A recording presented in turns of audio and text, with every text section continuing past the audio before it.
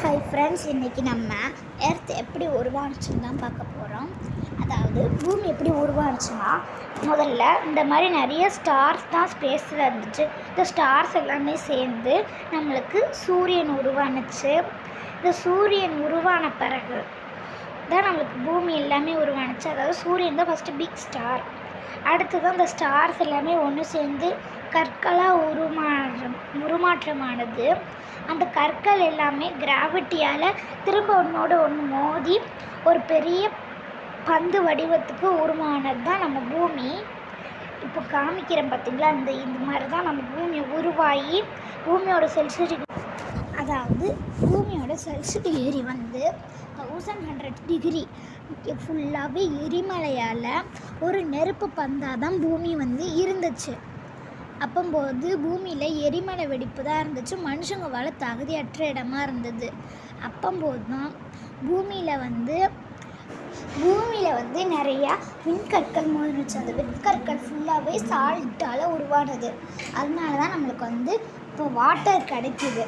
அந்த விண்கற்கள் 2 மில்லியனுக்கு முன்னாடியே விழுந்ததுனால தான் நம்மளுக்கு வாட்டர் கிடச்சிருக்கு. இப்போ நம்ம பூமி வந்து அதாவது தண்ணீர் நிறைந்த பந்தாக மாறி இருக்குது. அதோட செல்சியஸ் டிகிரி 70. இப்போ அந்த பூமியோட சுற்று வந்து நிறைய ஸ்பீடாக சுற்றிக்கிட்டு இருந்தது வந்து கொஞ்சம் ஸ்லோவாக ஆகிருக்கு. அதனால் நம்மளுக்கு வந்து கடல் ஃபுல்லாக நிறைஞ்சிருக்கிறதுனால நம்ம பூமி வந்து ஒரு கடல் பந்தாக தான் இருந்துச்சு. அடுத்து பூமிக்குள்ளே ஏற்பட்ட மாற்றத்தினால எரிமலைகள் வெளியே வெடித்து அது வந்து காண்டினென்ட் நம்மளுக்கு தந்துச்சு. இப்படி தான் பூமி வந்து உருவாகி காண்டினென்ட்ஸ் உருவானுச்சு. இப்போது காண்டினென்ட்ஸ் வந்த பிறகு பூமியில் வந்து நிறையா கற்கள் வந்து விழுந்தது. அதனால் பூமியில் உருவான முதல் உயிரினம் வந்து அழிஞ்சு போயிடுச்சு.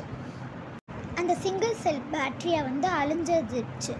இப்போ அந்த சிங்கிள் செல் பேட்டரி அந்த பூமிக்கு வந்துருக்குன்னா நம்மளால் அந்த பூமியை பார்த்துக்க முடியாது ஃப்ரெண்ட்ஸ். அடுத்து இப்போது இந்த பூமியோட டெக்டானிக் பிளேட்ஸ் வந்து அங்கேயும் இங்கேயும் நகர்ந்து தான் நம்மளுக்கு வந்து காண்டினென்ட் உருவானுச்சு. டெக்டானிக் பிளேட்ஸ் வந்து நகர்ந்ததுனால பூமி வந்து தனித்தனி காண்டினென்ட்ஸாக பிரிஞ்சது. அடுத்து ஒன்றா சேர்ந்தும் இந்த ஜெயிண்ட் காண்டினென்ட்டாக இருந்தது. இந்த எல்லா காண்டினென்ட்டுமே ஒன்றா சேர்ந்து ஃபஸ்ட்டு சூப்பர் காண்டினென்ட்டாக உருவானுச்சு. அடுத்து 4.2 மில்லியன் கழிச்சு திரும்ப நம்ம பூமிக்குள்ளே ஏற்பட்ட மாற்றத்தினால காண்டினென்ட்ஸ் வந்து தனித்தனியாக பிரிஞ்சு நம்மளுக்கு ஏஷியா, அமெரிக்கா அந்த மாதிரி நிறைய காண்டினென்ட்ஸ் வந்தாலுமே எரிமலைகள் வெடித்து திரும்ப அந்த பூமியை வந்து ஒரு ஐஸாக மாற்றிருச்சு. அப்போ அந்த பூமியில் 60 டிகிரி செல்சியஸ். அடுத்து இந்த ஐஸ் ஆனதுனால ஸ்னோபால் எர்த்துன்னு இந்த எர்த்துக்கு வந்து ஒரு பேரூரமாக இருக்குது. அடுத்து திரும்ப பூமிக்கல்ல நடந்த எரிமலை வெடிப்பால் அந்த ஐஸ் உருகி அது வந்து ஒரு நார்மலான ஸ்டேஜுக்கு வந்தாலுமே இதால் அந்த ஃபஸ்ட்டு உருவான பேட்ரியா அது வந்து அழிஞ்சிருச்சு. அடுத்து கொஞ்சம் கொஞ்சமாக நம்மளுக்கு வந்து காடு இதெல்லாம் வந்து ஒரு எர்த்துக்கு வந்து ஒரு காடுகள்லாம் வந்துச்சு. அது வர்றதுக்குமே பல வருஷம் எடுத்துச்சு. அடுத்து தான் மீன்கள்லாம் வந்தது. அந்த மீன் வகைகள்லேருந்து நிறைய வகைகள் வந்ததாக நம்மளுக்கு சீசன்ஸ் அதெல்லாம் கிடச்சி இந்த இடத்துல நம்மளால் இப்போ வாழ முடியுது.